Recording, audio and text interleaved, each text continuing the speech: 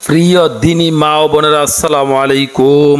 আজ সোমবার দিন মহিলারা, মা বোনেরা আসরের নামাজের পর থেকে যদি একটি দোয়া পড়তে পারেন, আল্লাহ তাআলা বলেন তার মনের সকলের আশা পূরণ করে দিবেন। সুবহানাল্লাহ।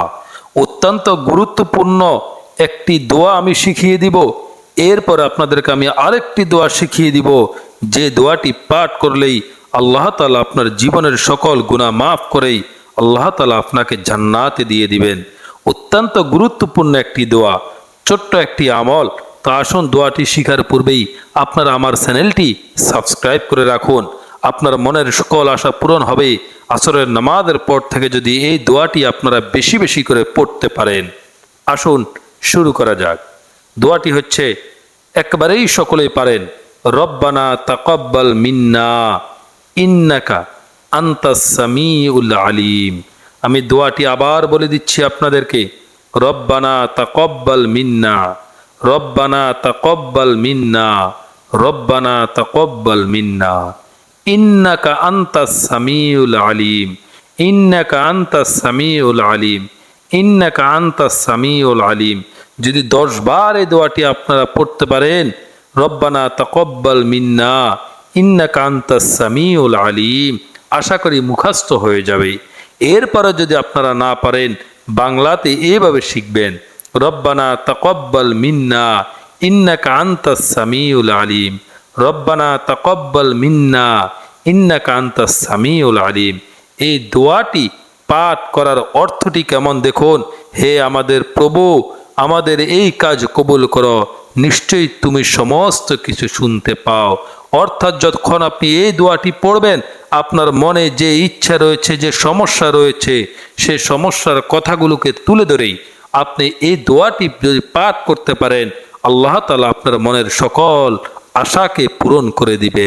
এরপরে দিনী মা ও বোনেরা, আপনারা জাহান্নামের আগুন থেকে বাঁচার জন্য, অগ্নি থেকে বাঁচার জন্য আপনারা আল্লাহ পাকের দরবারে এই একটি ছোট্ট দোয়া করতে পারেন।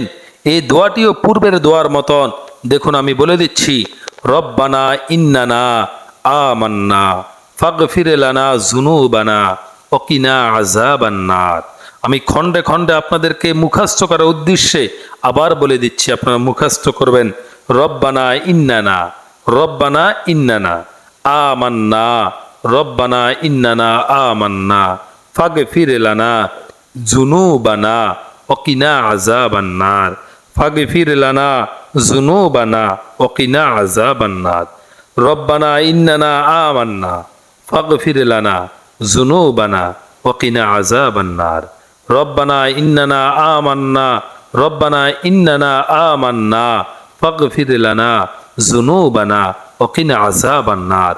আর এই দোয়াটির বাংলাতে উচ্চারণটি হচ্ছে এইভাবে, রব্বানা ইন্নানা আমান্না ফাগফির লানা যুনুবানা ওয়াকিনা আযাবান নার, রব্বানা ইন্নানা আমান্না ফাগফির লানা যুনুবানা ওয়াকিনা আযাবান নার। যদি কোনো মা বোনেরা এই দোয়াটি পড়তে পারেন, আল্লাহ তাআলা আপনাকে জাহান্নামের আগুন থেকে বাঁচিয়ে দিবেন। ছোট্ট এই দোয়াটি মুখস্থ করতে আপনার সময় বেশি লাগবে না, হয়তোবা 2 থেকে 5 মিনিট সময় লাগবে। আর এই দোয়াটির অর্থ হচ্ছে, হে আমাদের রব, আমরা ঈমান এনেছি, আমাদেরকে গুনাহসমূহ ক্ষমা করো এবং আমাদেরকে দোজখের অগ্নি থেকে বাঁচিয়ে দাও। এরপরে আরেকটি দোয়া আপনারা পড়তে পারেন। এই দোয়াটি পাঠ করলে ঈমানদারের সাথে হাসর হবে আপনার। এই দোয়াটি হচ্ছে, রব্বানা আমান্না বিমা আনজালতা ওয়াত্তাবা'নার রাসূলা ফাকতুবনা মা'আশ শাহিদিন। আমি দোয়াটি আবার বলে দিচ্ছি, আপনারা মুখস্থ করে নিন।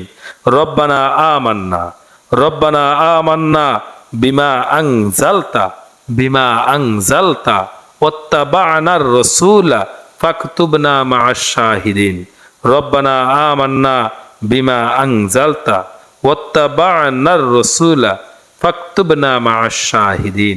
এই দোয়াটির বাংলাতে উচ্চারণ হচ্ছে এভাবে, রব্বানা আমান্না বিমা আনজালতা ওয়াতুব বিমা আনজালতা ওয়াত্তাবা'নার রাসূলা ফাকতুবনা মা'আশ শাহিদিন। অত্যন্ত 3টি দোয়া আমি আপনাদের মাঝে আলোচনা করেছি। তিনটি দোয়া আপনারা মুখস্থ করবেন। আর আমার ভিডিওটি ভালো লাগলে অবশ্যই আমার চ্যানেলটিকে সাবস্ক্রাইব করে রাখবেন।